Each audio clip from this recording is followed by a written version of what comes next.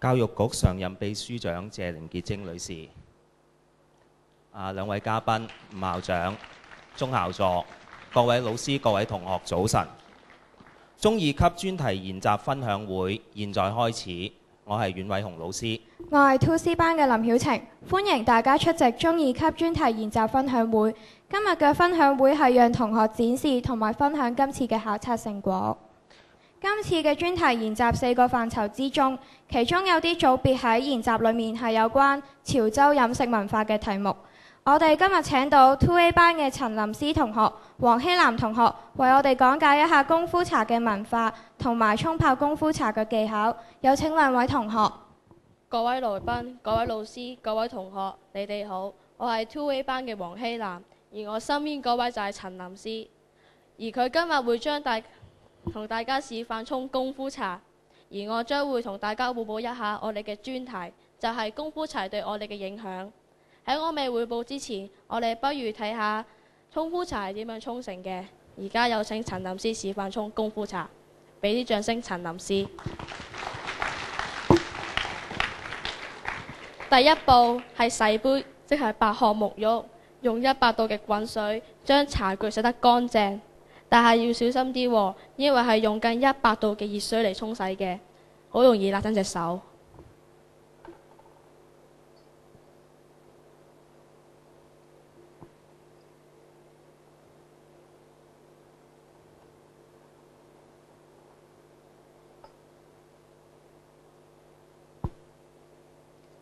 第二步係落茶，即係觀音入宮，將單叢茶放入茶會入面。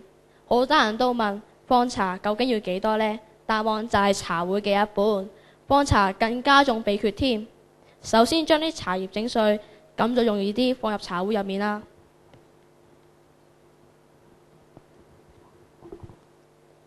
第三步係沖茶，即係圓壺高沖。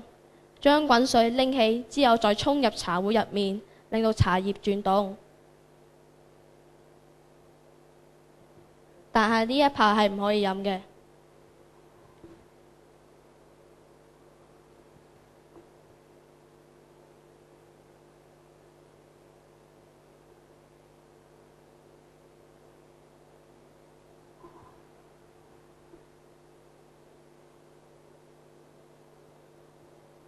而啲第二泡都唔可以飲嘅。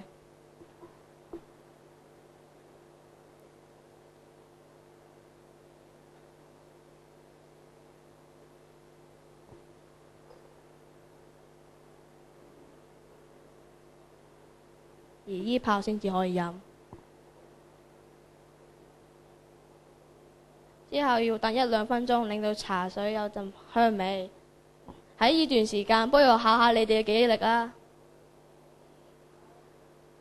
我想問一個問題，請問有冇人記得沖茶嘅第一步係咩啊？請 2D 班嘅其中一個同學回答啊！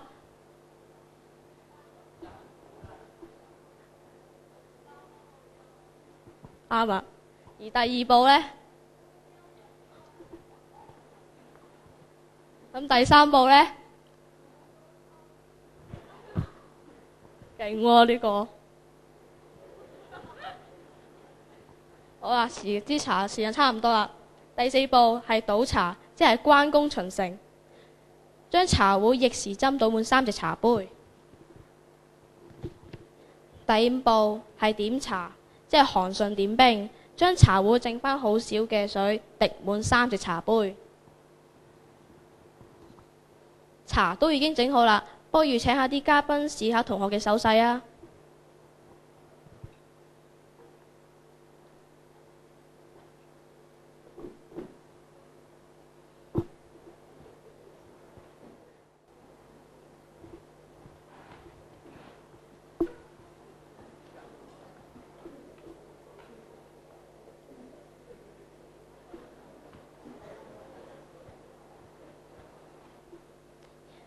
而第6步係看茶，就係鑑賞湯色同埋聞香，睇下茶嘅顏色，聞下茶嘅香味，感覺非常清新。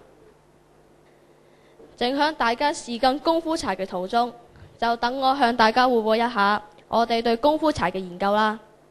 我哋嘅結論就係、功夫茶同全中國嚟講都係好重要嘅。